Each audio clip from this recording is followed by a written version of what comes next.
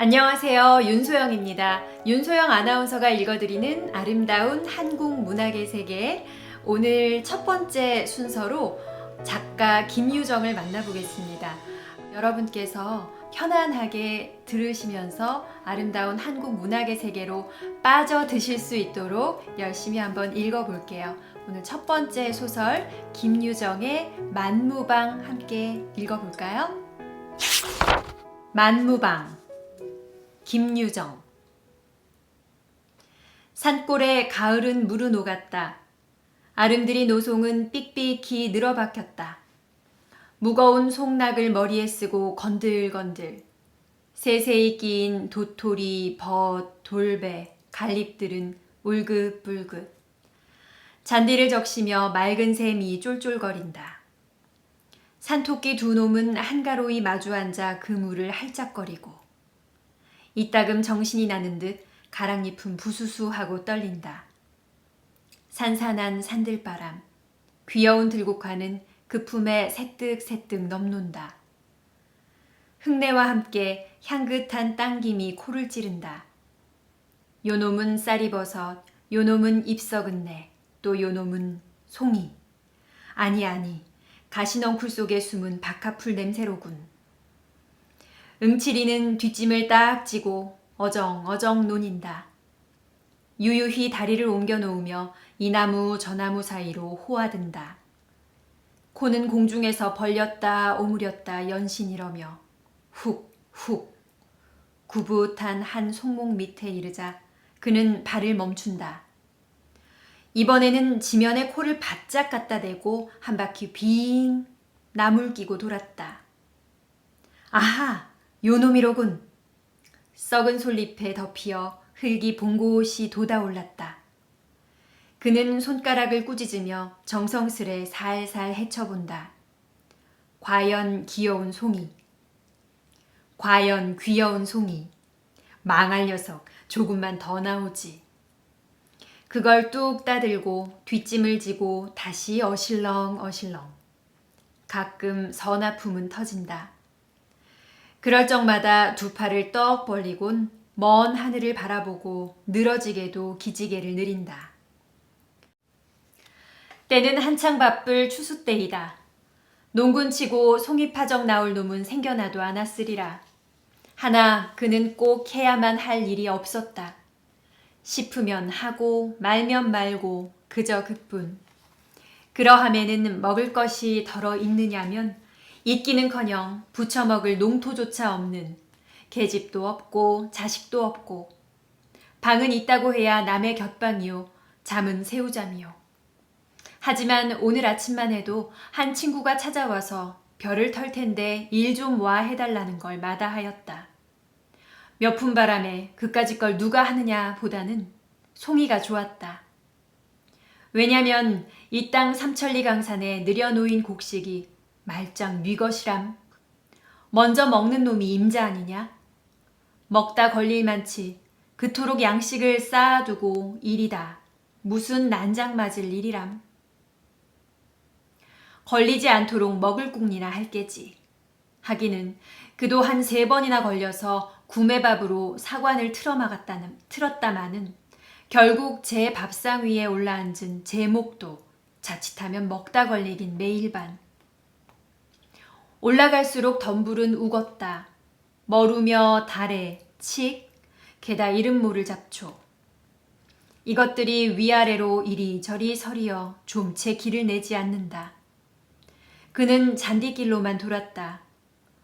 넓적다리가 벌쭉이는 찢어진 고이자락을 아끼며 조심조심 사려 딛는다. 손에는 칡으로 엮어든 7개 송이. 늙은 소나무마다 가선 두리번거린다. 사냥개 모양으로 코로 쿡쿡 내를 한다. 이것도 송이 같고 저것도 송이 같고 어떤 게 알짜 송이인지 분간을 모른다. 토끼똥이 소보록한데 갈잎이 한 입 뚝 떨어졌다. 그 잎을 살며시 들어보니 송이 대구리가 불쑥 올라왔다. 매우 큰 송이인 듯. 그는 반색하여 그 앞에 무릎을 털썩 꿇었다. 그리고 그 위에 두 손을 내들며 10손가락을 다 펴들었다. 가만가만히 살살 흙을 헤쳐본다. 주먹만한 송이가 나타난다. 예, 이놈 크구나. 손바닥 위에 따 올려놓고는 한참 들여다보며 싱글벙글한다. 우중충한 구석으로 바위는 벽같이 깎아질렀다. 그 중턱을 얽어나간 칡잎에서는 물이 쪼록쪼록 흘러내린다. 인삼이 썩어내리는 약수라 한다. 그는 돌 위에 걸터 앉으며 또 한 번 하품을 하였다. 간밤 쓸데없는 노름에 밤을 팬 것이 몹시 나른하였다. 따사로운 햇발이 숲을 새어든다. 다람쥐가 솔방울을 떨어치며 어여쁜 할미새는 앞에서 알씬거리고 동리에서는 타작을 하느라고 와글거린다. 흥겨워 외치는 목성, 그걸 억누르고 공중에 응응 진동하는 벼 터는 기계 소리. 맞은쪽 산속에서 어린 목동들의 노래는 처량히 울려온다. 산속에 묻힌 마을의 전경을 멀리 바라보다가 그는 눈을 찌끗하며 다시 한번 하품을 뽐는다. 이 웬 놈의 하품일까? 생각해보니 어제 저녁부터 여태껏 창자가 골렸던 것이다. 불현듯 송이꾸러미에서 그중 크고 먹음직한 놈을 하나 뽑아들었다. 응치리는 그 송이를 물에 썩썩 비벼서는 떡 벌어진 대구리부터 걸상슬에 덥석 물어 떼었다. 그리고 넙죽한 입이 움질움질 씹는다. 혀가 녹을 듯이 만질만질하고 향기로운 그 맛. 이렇게 훌륭한 놈을 입맛만 다시고 못 먹다니. 문득 옛 추억이 혀끝에 뱅뱅 돈다. 이놈을 맛보는 것도 참 근자의 일이다. 간불생심이지 어디 냄새나 똑똑히 맡아보리. 산속으로 쏘다니다 백판 못따기도 하려니와 더러 딴다는 놈은 행여 상할까봐 손도 못 대게 하고 집에 내려다 묻고 하는 것이다. 그러나 요행이 한 꾸러미 차면 금시로 장에 가져다 판다. 이틀 사흘씩 공들인 거로돼 잘하면 40전, 못 받으면 25전. 저녁거리를 기다리는 아내를 생각하며 좁쌀 서너 되를 손에 사들고 어두운 고개를 터덜터덜 올라오는 건 좋으나 이 신세를 뭐 했으나 하고 보면 을푼양 굿기가 짝이 없겠고 이까짓 걸 못 먹어 그래 홧김에 또 한 놈을 뽑아들고 이번엔 물에 흙도 씻을 새 없이 그대로 텁석거린다. 그러나 다른 놈들도 별 수 없으렸다. 이 산골 이 송이의 본 고양이로돼 아마 1년에 한 개조차 먹는 놈이 드물리라. 썩어진 두상들. 그는 폭넓은 얼굴을 일거리며 남이나 들으란 듯이 이렇게 비웃는다. 썩었다 함은 대생겼다 모멸하는 그의 언투였다. 먹다 나머지 송이 꽁댕이를 바로 자랑스러이 입에다 치뜨리곤 트림을 섞어가며 우물거린다. 송이 두 개가 들어가니 이제는 더 먹을 재미가 없다. 뭔가 좀 든든한 걸 먹었으면 좋겠는데. 떡, 국수, 말고기, 개고기, 돼지고기. 그렇지 않으면 쇠고기냐? 아따 궁한판이니 아무거나 줘 아래 무덤 앞에서 뺑뺑 맨다. 골골거리며 감도는 걸 보매 아마 알짜리를 보는 맥이라. 그는 돌에서 궁뎅이를 들었다. 낮은 하늘로 외면하여 못 본 척하고 닭을 향하여 저편으로 널찍이 돌아내린다. 그러나 무덤까지 왔을 때 몸을 돌리며 후 이 자식이 어딜 가? 후! 두 팔을 벌리고 쫓아간다. 산꼭대기로 치모니 닭은 허둥지둥 갈 길을 모른다. 요리 맺긴 조리 맺긴 꼬꼬댁거리며 속만 태울 뿐.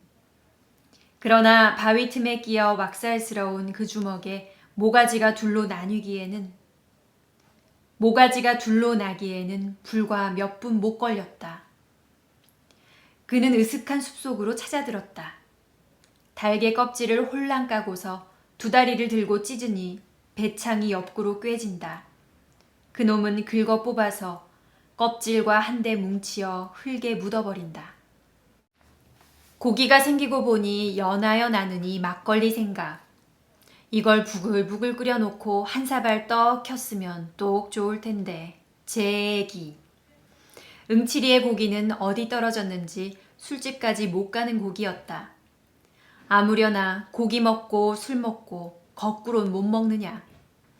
그는 달개 가슴패기를 입에 들여대고 쭉 찢어가며 먹기 시작한다. 쫄깃쫄깃한 놈이 제법 맛이 들었다.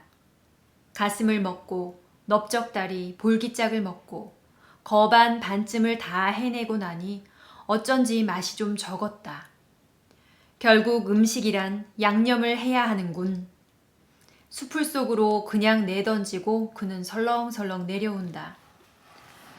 솔숲을 빠져 화전께로 내리려 할 때 벼란간 등 뒤에서 여보게 저 응칠이 아닌가? 고개를 돌려보니 대장간 하는 성파리가 작달만한 채수에 들 갑작거리며 작달만한 채수에 들갑작거리며 고개를 넘어온다. 그런데 무슨 기난 일이나 있는지 불이 나게 달려들더니 자네 응곡의 논의 벼 없어진 거 아나?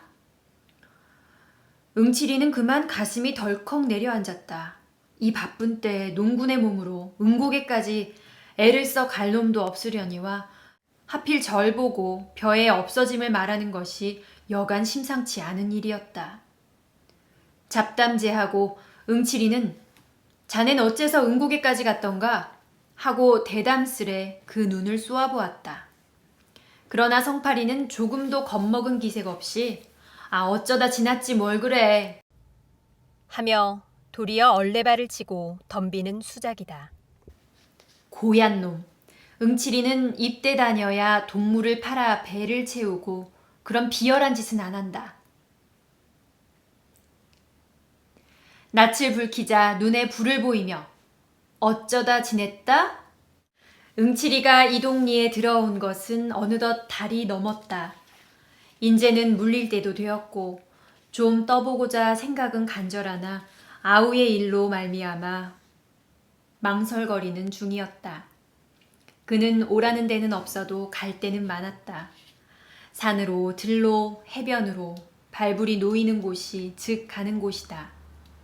그러나 저물면은 그대로 쓰러진다. 남의 방앗간이고 헛간이고 혹은 강가, 시세장, 물론 수가 좋으면 괵대기 위에서 밤을 편히 잘 적도 있었다.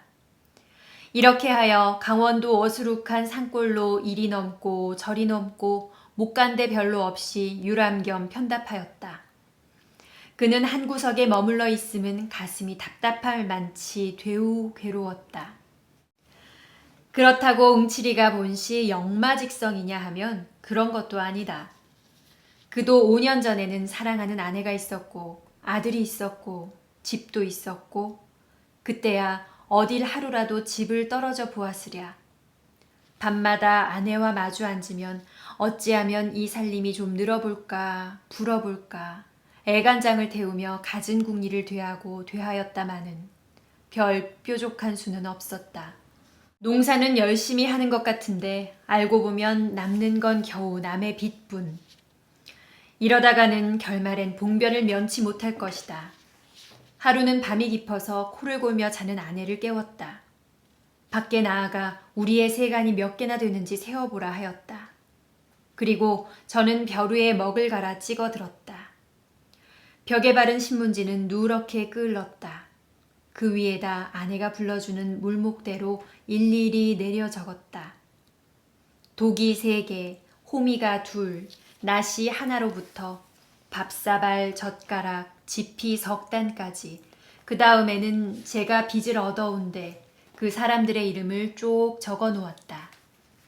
금액은 제각기 그 아래다 달아놓고 그 옆으론 조금 사이를 떼어 역시 조선문으로 나의 소유는 이것밖에 없노라.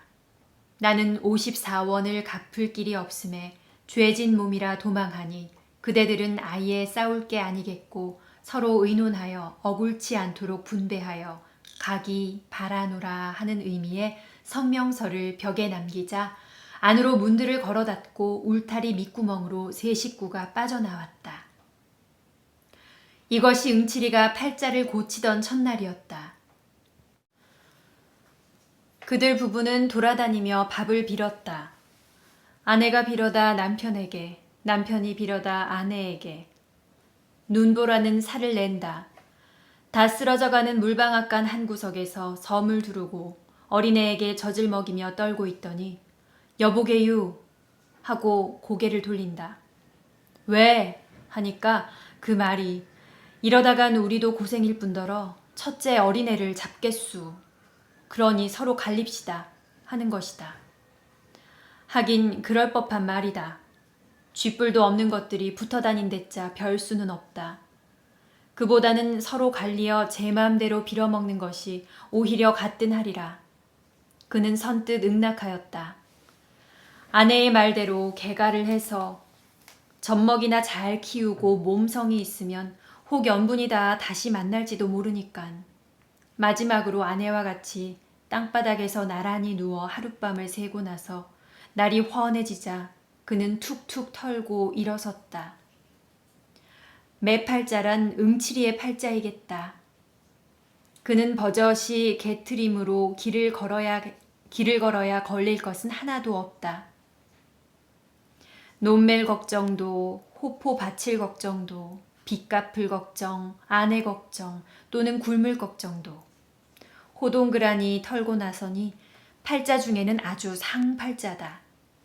먹고만 싶으면 도야지고 달기고 개고 언제나 옆을 떠날 새 없겠지. 그리고 돈도.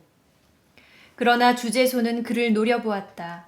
툭하면 오라 가라 하는데 학질이었다.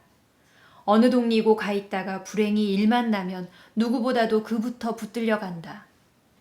왜냐면 그는 전과 사범이었다.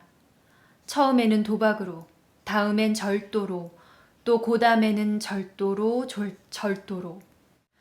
그러나 이번 멀리 아우를 방문함은 생활이 궁하여 근대로 왔다거나 혹은 일을 해보러 온 것은 결코 아니었다. 혈족이라곤 단 하나의 동생이요. 또한 오래 못 본지라 때없이 그리웠다.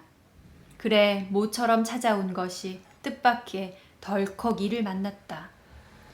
지금까지 논의 벼가 서 있다면 그것은 성한 사람의 짓이라 안 할 것이다.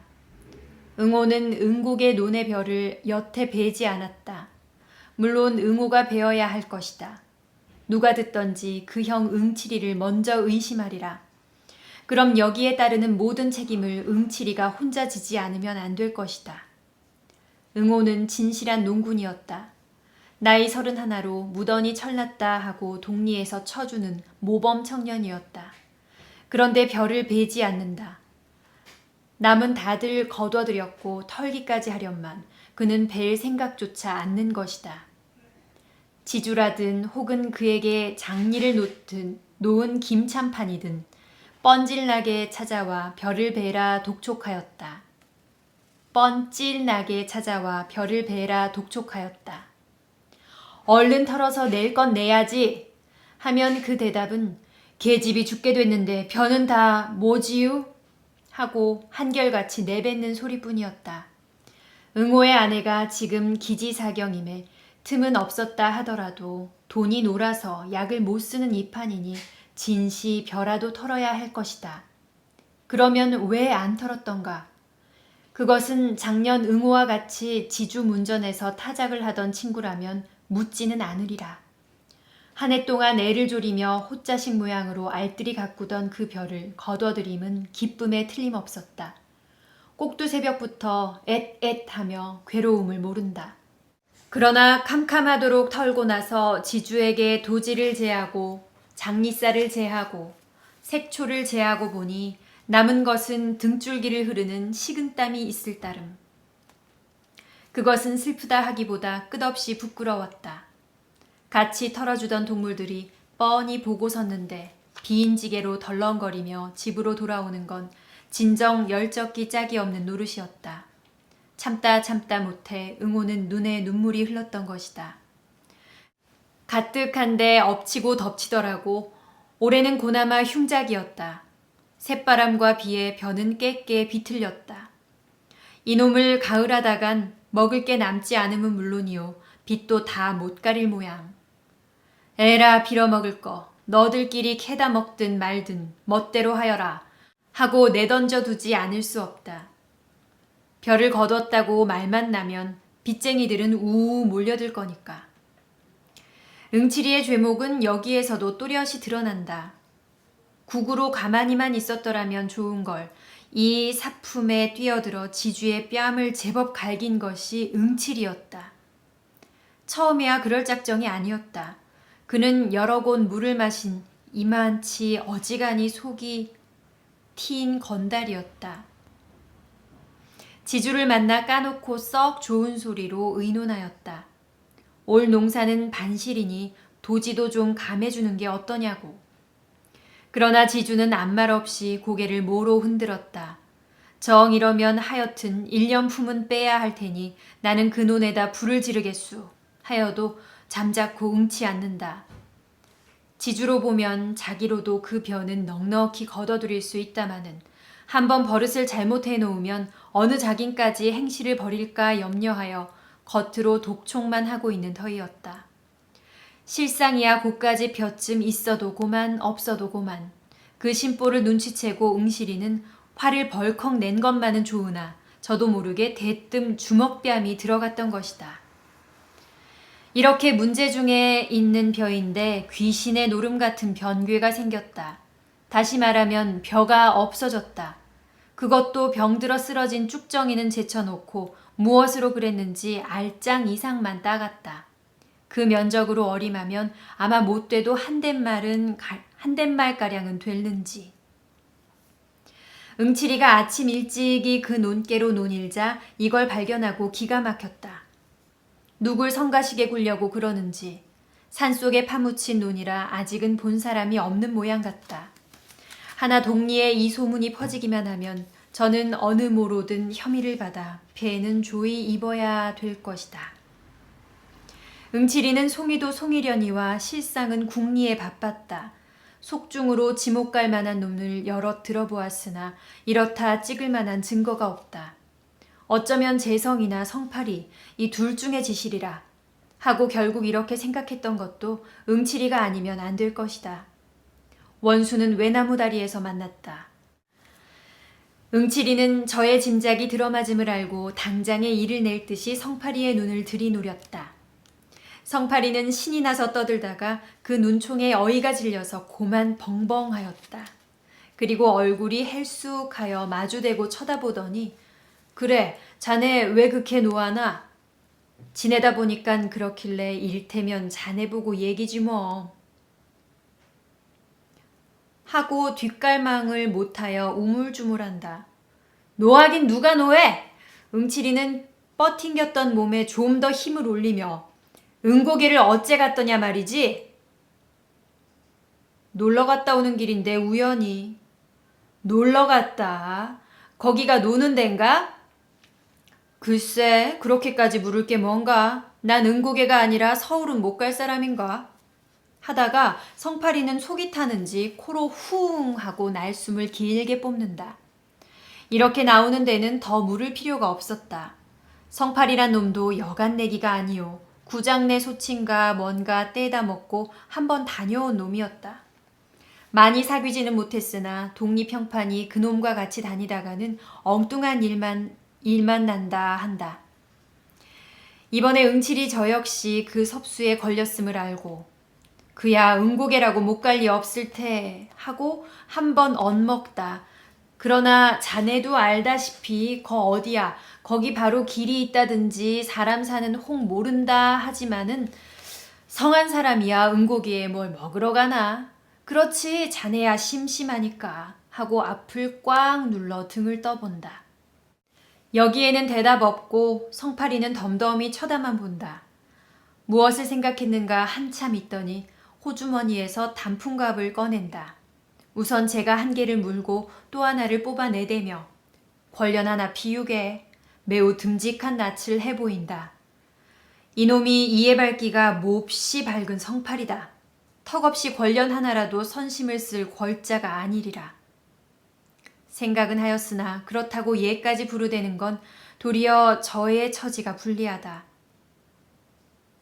그것은 짜장 그 손에 넘는 짓이니 웬 권련은 권련이래? 하고 슬쩍 뭉치며 성량 있겠나? 일부러 불까지 거대게 하였다. 응칠이에게 액을 떠넘기어 이용하려는 고 야심을 생각하면 곧 달려들어 다리를 꺾어놔야 오를 것이다. 그러나 이 마당에 떠들어대고 보면 저는 드러누워 침뱉기. 결국 도적은 뒤로 작지 앞에서 어르는 법이 아니다.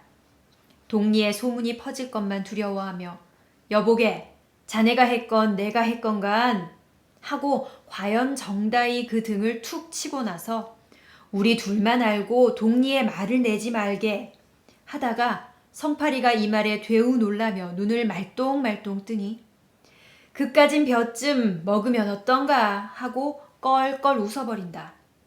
성팔이는 한 굽 접히어 말문이 메었는지 얼떨하여 입맛만 다신다. 아이의 말은 내지 말게. 알지.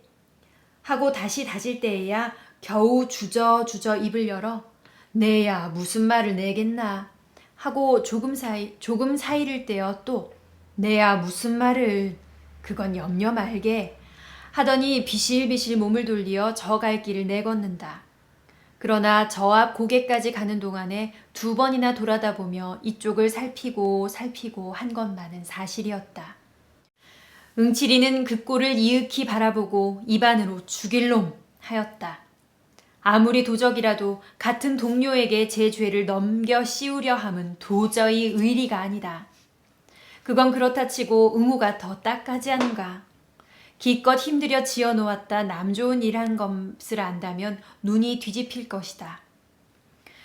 이래서야 어디 이웃을 믿어보겠는가. 확적히 증거만 있어 이놈을 잡으면 대번에 요절을 내리라 결심하고 응칠이는 침을 탁 뱉어 던지고 산을 내려온다. 그런데 그놈의 행티로 가늠해보면 응칠이 저만치는 때가 못 벗은 도적이다. 어느 미친놈이 논두렁에까지 가세를 들고 오는가. 격식도 모르는 풋둥이가 그러려면 바로 조 낫가리나 수수 낫가리 말이지. 그 속에 들어앉아 가위로 속닥거려야 들킬 리도 없고 일도 편하고 2포대고 3포대고 마음껏 딸 수도 있다. 그러나 틈보고 집으로 나르면 그만이지만 누가 논의 벼를 다 그렇게도 벼에 걸신이 들렀다면 바로 남의 집 머슴으로 들어가 한 달포 동안 주인 앞에 얼렁거리며 신용을 얻어오다가 주는 옷이나 얻어입고 다들 잠들거든 벼섬이나 두둑이 짊어매고 덜렁거리면 그뿐이다. 이건 맥도 모르는 게 남도 못 살게 굴려고 에이 망할 자식도. 그는 분노에 살이 다 부들부들 떨리는 듯 싶었다. 그러나 이런 좀도적이란 봉이 나기 전에는 바짝 물고 덤비는 법이었다. 오늘 밤에는 요놈을 지켰다. 꼭 붙들어가지고 정강이를 분질러 놓으리라. 밥을 먹고는 태연히 막걸리 한 사발을 껄떡껄떡 들이켜자 가을이 되니깐 맛이 행결났군. 그는 주먹으로 입가를 쓱쓱 훔친 다음 송이꾸러미에서 3개를 뽑는다.